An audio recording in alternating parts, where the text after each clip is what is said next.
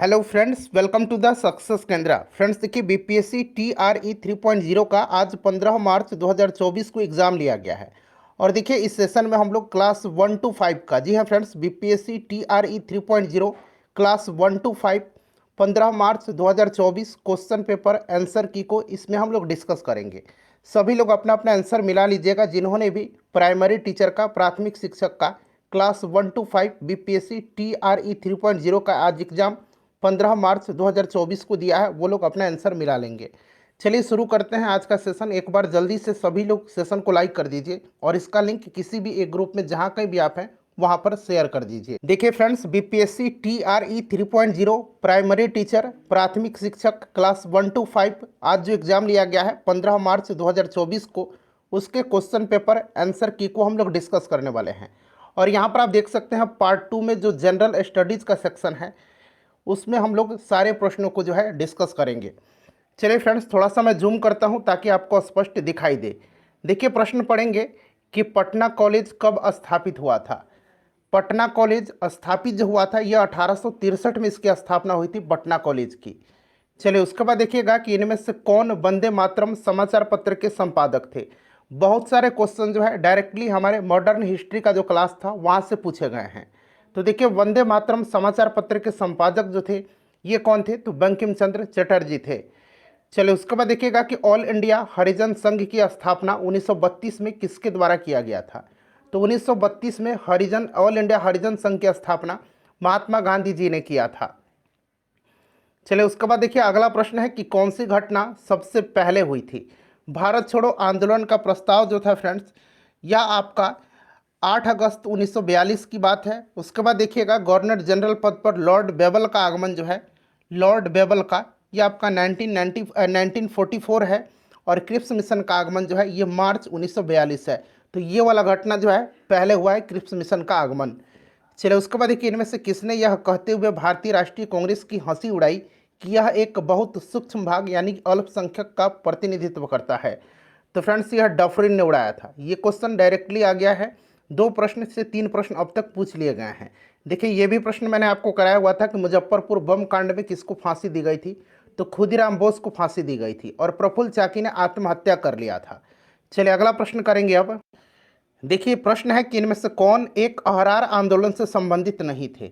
तो फ्रेंड्स, ये मौलाना अल्ताफ हुसैन हाली जो थे ये संबंधित नहीं थे। चलिए उसके बाद देखिए, 1832-33 के मध्य कोल विद्रोह का नेतृत्व किसने किया था। तो कोल विद्रोह का नेतृत्व बुधो भगत जात्रा भगत ने किया था। ठीक है ना। तो ऑप्शन ई मेरे हिसाब से इसका राइट आंसर होना चाहिए। चलिए देखिए, किस वर्ष बाबू कुंवर सिंह का देहांत हुआ था। तो इनका देहांत 1858 में हुआ था। 1858 यहाँ पर राइट आंसर हो जाएगा। चलिए उसके बाद नेक्स्ट क्वेश्चन देखिए, पूछा गया है कि युवा बंगाल आंदोलन की स्थापना का श्रेय किसे है। 30 से 40 प्रश्न जो है डायरेक्टली आए हुए हैं। तो ये Henry Vivian Derozio right answer हो जाएगा। यंग बंगाल मूवमेंट के ये प्रवर्तक थे। देखिए, किस तिथि को क्लेमेंट एटली ने घोषणा की कि जून 1948 तक ब्रिटिश भारत को छोड़ देगा। तो यह घोषणा किया था 20 फरवरी 1947 को। ठीक है ना। तो ऑप्शन सी राइट आंसर होगा इसका। किस वर्ष बिहार को बंगाल से अलग किया गया था। तो ये 1912 की बात है। तो ऑप्शन में तो है ही नहीं, इसीलिए ऑप्शन ई राइट आंसर होगा, उपरोक्त में से कोई भी नहीं। चलिए अगला प्रश्न करेंगे अब हम लोग। देखिए, निम्नलिखित में से भारत छोड़ो आंदोलन 1942 का मुख्य कारण क्या था। तो भारत छोड़ो आंदोलन का जो मुख्य कारण था ये आपकी क्रिप्स मिशन की असफलता थी। चलिए उसके बाद नेक्स्ट क्वेश्चन है हमारा कि हिंदी भारत के संघ की राजभाषा होगी, ऐसा संविधान निर्मात्री सभा की किस समिति के द्वारा सितंबर 1949 में निर्णित किया गया था। तो ये भीमराव अंबेडकर जी की ये आपकी समिति थी, अध्यक्षता इन्होंने किया था। और मेरे हिसाब से इसका आंसर प्रारूप समिति होना चाहिए। अच्छा, आयोग का जब आंसर किया जाएगा तो आप लोग इसको मिला लीजिएगा, लेकिन इसको मान करके चलिए कि ऑप्शन बी इसका राइट आंसर होगा। चलिए उस में से किस समिति का मुख्य उद्देश्य 1970 से पूर्व भारत में दल बदल की सटीक परिभाषा देना था। तो यह समिति जो थी ये चौहान समिति थी। ठीक है ना। चलिए अगला प्रश्न करेंगे अब। देखिए, नेक्स्ट क्वेश्चन है कि बिहार सौर ऊर्जा सिंचाई योजना निम्नलिखित में से किस वर्ष आरंभ किया गया था। तो फ्रेंड्स, यह 2008 में आरंभ किया गया था। उसके बाद देखिएगा अगला प्रश्न है, यहाँ पर देखेंगे कि ब्रॉड गेज रेल लाइन जो है इसकी साइज पूछा गया है। तो आपका 1.676 आपका मीटर होता है। तो यहाँ पर देखिए mm में दिया गया है। तो राइट आंसर हो जाएगा ऑप्शन ए उसके बाद देखिए भाला फेंकने वाला वह कौन है जिसके पास ओलंपिक तथा वर्ल्ड चैंपियनशिप दोनों का खिताब है? तो ये जैन जेलेंजी है और नीरज चोपड़ा है, इन दोनों के पास है। तो ऑप्शन डी वैसे भी इसका राइट आंसर होगा, एक से अधिक। ठीक है ना। चलिए अगला प्रश्न करेंगे अब। देखिए नेक्स्ट क्वेश्चन है कि ध्वनि के मापन की इकाई को कहा जाता है? तो डेसिबल में मापा जाता है। तो इनमें से कोई नहीं, उपरोक्त में से कोई नहीं इसका राइट आंसर होगा। उसके बाद चलिए कि भारत के नए संसद भवन को देश को कब समर्पित किया गया था? तो ये समर्पित किया गया है 28 मई 2023 को। चलिए उसके बाद देख लीजिएगा, अगला प्रश्न है हमारा कि भारत का चंद्रयान 3 जो था चंद्रमा की सतह पर कब उतरा था? तो फ्रेंड्स यह उतरा था 23 अगस्त 2023 को। चलिए उसके बाद नेक्स्ट क्वेश्चन है कि भारत के संविधान का अनुच्छेद 1 देश को बनाता है? तो यह एक संघ है राज्यों का। ठीक है ना। चलिए अगला प्रश्न करेंगे अब। देखिए नेक्स्ट क्वेश्चन है कि ब्रिटिश शासन के दौरान दिल्ली राजधानी की नींव किसने रखा था? तो ये आपका जॉर्ज पंचम था। ठीक है ना। ऑप्शन यहाँ पर सी राइट आंसर हो जाएगा, 1911 में। देखिए सरकारी सूत्रों के अनुसार कोविड-19 के कारण मिड 2023 तक कितने भारतीयों ने जान गंवाई थी?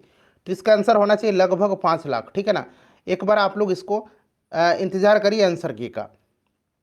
चलिए उसके बाद देखिएगा कि भारत में G20 का ध्येय वाक्य क्या है?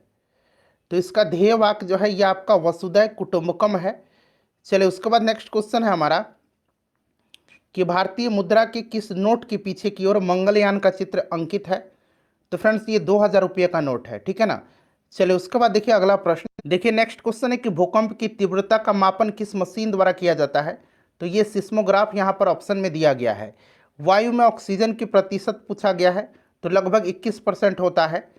चलिए उसके बाद देखिएगा कि वायुमंडल की किस परत में हवाई जहाज उड़ता है?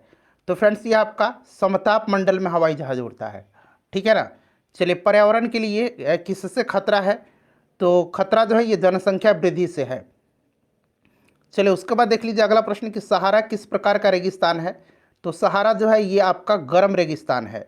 स्वच्छ भारत मिशन कब प्रारंभ हुआ था? तो फ्रेंड्स ये 2 अक्टूबर 2014 को स्वच्छ भारत मिशन। गंगा नदी के तट पर स्थित शहर कौन सा है इसमें से? तो फ्रेंड्स ये प्रयागराज है। ठीक है। चलिए उसके बाद देख लीजिएगा, प्रयागराज इलाहाबाद है, संगम पे है। ऊर्जा का गैर परंपरागत स्रोत कौन सा है? तो इसमें से आपका गैर परंपरागत स्रोत जो होगा ये आपका ऑप्शन नंबर यहाँ पर डी होगा इसका आंसर। ठीक है ना। चलिए एक से अधिक। अगला प्रश्न करेंगे। देखिए फ्रेंड्स अगला प्रश्न है कि जनसंख्या घट जाएगी यदि? तो देखिए अगर जन्म दर कम हो जाएगा और मृत्यु दर अधिक हो जाएगी तो जनसंख्या घट जाएगी। ठीक है। चलिए निम्नलिखित में से देखिए किस प्रकार के प्रदूषण से पीलिया रोग फैल सकता है? तो पीलिया रोग आपका जो है जल प्रदूषण से पीलिया रोग फैलता है। चलिए उसके बाद देख लीजिएगा कि निम्नलिखित में से भारत में कौन सा स्थान जैव विविधता का हॉट स्पॉट है? तो यह आपका पश्चिमी घाट आंसर इसका हो जाएगा। उसके बाद देखिए कि जैविक ऑक्सीजन की मांग जिसको कि हम लोग BOD बोलते हैं कि उच्च मात्रा इंगित करती है। तो ये पानी बहुत ज़्यादा प्रदूषित है, अत्यधिक प्रदूषित है, तो पानी बहुत प्रदूषित है। चलिए उसके बाद नेक्स्ट क्वेश्चन है हमारा कि हेपेटाइटिस ए किस प्रकार की बीमारी है? तो देखिए हेपेटाइटिस जो होता है ये भोजन के संदूषण से भी होता है और जल उत्पन्न बीमारी भी, अगर दूषित जल का सेवन करेंगे तो इससे भी होगा। तो एक से अधिक मेरे हिसाब से आंसर होना चाहिए। एक बार आंसर किया जाए फिर आप मिला लीजिएगा, फिर कमेंट करिएगा। चलिए उसके बाद देखिएगा कि मल के द्वारा प्रदूषित पानी में मछलियों की मृत्यु होती है क्योंकि ऑक्सीजन की कमी हो जाती है। तो ऑप्शन नंबर यहाँ पर बी राइट आंसर होगा इसका। चलिए निम्नलिखित में से कौन सा प्रदूषण जनित विकार है? तो प्रदूषण जनित विकार जो है इसमें से आपका फ्लोरोसिस भी है और यहाँ पर देखिए न्यूमोकोनियोसिस भी है। तो ऑप्शन मेरे हिसाब से डी इसका राइट आंसर होना चाहिए। यह डस्ट वगैरह से होता है न्यूमोकोनियोसिस, जो कि एक प्रदूषण तो ही तो है। चलो उसके बाद देखिएगा कि भारत में प्रवाल भित्तियाँ पाई जाती हैं। तो यहाँ पर देखिए अंडमान निकोबार द्वीप समूह राइट आंसर हो जाएगा। अगला प्रश्न करेंगे अब। देखिए नेक्स्ट क्वेश्चन है कि वह कौन सा यंत्र है जिसके द्वारा विद्युत परिपथ में बहने वाली धारा की पहचान की जाती है? तो ये गैल्वेनोमीटर है। उसके बाद देखिए सितारों की चमकने की प्रकाशीय प्रक्रिया निम्नलिखित में से किसके कारण होती है? तो ये आपके अपवर्तन है, आपको भी पता है। तो देखिए वातावरणीय अपवर्तन यहाँ पर दिया गया है। उसके बाद देखिएगा कि पोर्सलिन मग में गर्म चाय पीना सुविधाजनक होता है स्टील से गिलास की तुलना में, क्यों? क्योंकि यह ऊष्मा का कुचालक होता है। ठीक है। चलिए उसके बाद देखिए अवतल दर्पण द्वारा बनाया हुआ प्रतिबिंब, तो देखिए निश्चित रूप से यह वास्तविक होगा यदि वस्तु आभासी है। तो ऑप्शन ए यहाँ पर बिल्कुल राइट आंसर होगा। ठीक है ना। चलिए कि लुईस की अवधारणा निम्नलिखित में से किसके बर्ताव को व्याख्याकित करती है? तो ये आपका अम्ल क्षार का, ठीक है ना, तो अम्ल क्षार का करती है। उसके बाद देखिएगा कि उदासीनीकरण की प्रक्रिया का उत्क्रम क्या है? तो इसका उत्क्रम जो है ये हाइड्रोलिसिस है, ठीक है ना। चलिए अगला प्रश्न करेंगे अब कि डीएनए का कौन सा भाग प्रोटीन की सूचना देता है? तो फ्रेंड्स ये जीन देता है, ठीक है ना, जीन राइट आंसर हो जाएगा। उसके बाद देखिए यदि कोई बीमारी नॉन ह्यूमन प्राणी से किसी मनुष्य में पहुंचती है तो उससे हम लोग क्या कहेंगे? तो उसको हम लोग पशुजन्य बीमारी कहते हैं, ठीक है ना।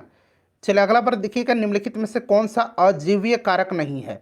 तो यहाँ पर देखिए जंतु, यहाँ पर अजीवीय कारक नहीं, ये जैविक आपके कारक हैं, ठीक है ना। तो ऑप्शन सी राइट आंसर होना चाहिए। देखिए वायु प्रदूषण का प्रभाव प्राय निम्नलिखित में से किस पर पाया जाता है?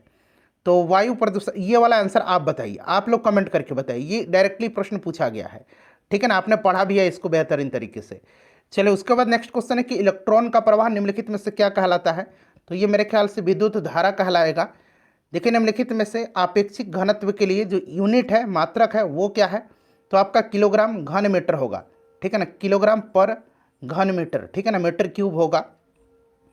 उसके बाद देखिए यदि हम कपूर को खुले बर्तन में रखें तो उसकी मात्रा बराबर घटती रहती है, इस घटना का नाम है।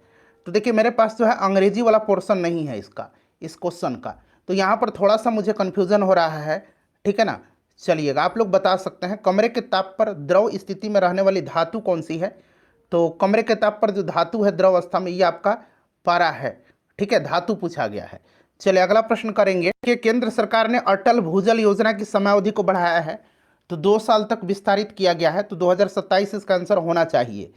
देखिए किस भारतीय प्रौद्योगिकी संस्थान ने तंजानिया में अपना परिसर खोलने का निर्णय लिया है? तो ये आईआईटी मद्रास है। उसके बाद देखिए खीर भवानी मेला आयोजित किया जाता है, तो खीर भवानी जम्मू कश्मीर में। उसके बाद देखिए भारत की सबसे लंबी सिंचाई नहर कौन सी है? तो ये इंदिरा गांधी नहर हो जाएगा। उसके बाद चलिए अगला प्रश्न है कि यहाँ पर देखिएगा कि नए केंद्रीय सतर्कता आयुक्त कौन है? नए केंद्रीय सतर्कता आयुक्त जो बने हैं अब नए बन गए हैं, ठीक है ना। तो ये वाला देखिए आंसर क्या मानता है बीपीएससी, अभी जो नए बने हैं वो कौन बने हैं फ्रेंड्स? तो ये एएस राजीव बने हुए हैं, ठीक है ना। अब देखिए क्या मानता है आंसर इसका, हैनले पासपोर्ट सूचकांक 2023 में भारत का स्थान, तो इनमें से कोई नहीं यहाँ पर राइट आंसर होगा।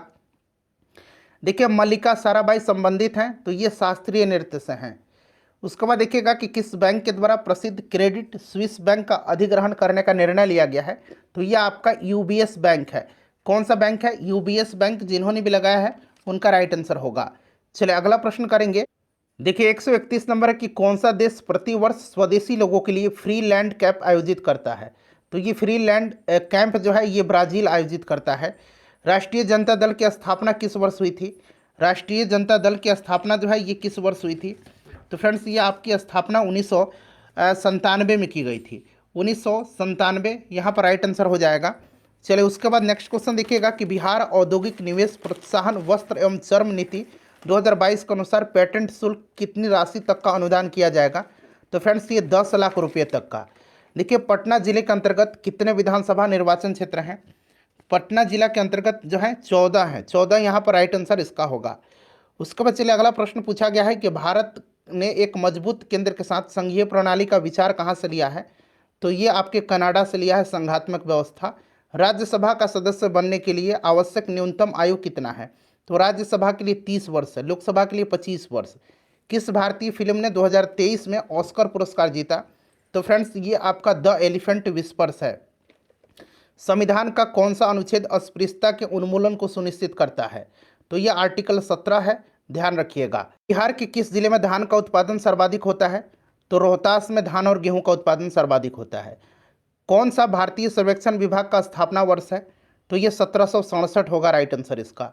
उसके बाद चलिए अगला प्रश्न देखिएगा कि मत्स्य कृषि सूचक है, तो फ्रेंड्स ये आपका संभववाद का है, ठीक है ना। कि सोन नदी की उत्पत्ति स्थल अमरकंटक कहाँ पर स्थित है? तो फ्रेंड्स ये मैकाल श्रेणी पर है, ठीक है ना। चलिए उसके बाद देखिए मध्य प्रदेश का लगभग कितना प्रतिशत क्षेत्रफल कृषि योग्य है? तो ये 50% मान करके चलिए इसका आंसर। चलिए उसके बाद देखिएगा कि पर्यावरण प्रदूषण ने जन्म दिया है, तो नियतिवाद को होना चाहिए। देखते हैं इसका आंसर आयोग क्या देता है। चलिए उसके बाद देखिए अगला प्रश्न है हमारा कि बिहार के किस जिले में गेहूं का उत्पादन सर्वाधिक होता है? तो रोहतास में। उसके बाद देखिए बिहार के किस जिले में चीनी का उत्पादन सर्वाधिक होता है? तो ये आपका पश्चिम चंपारण इसका आंसर होगा। फ्रेंड्स लाइक कर दीजिए और इसको शेयर कर दीजिए।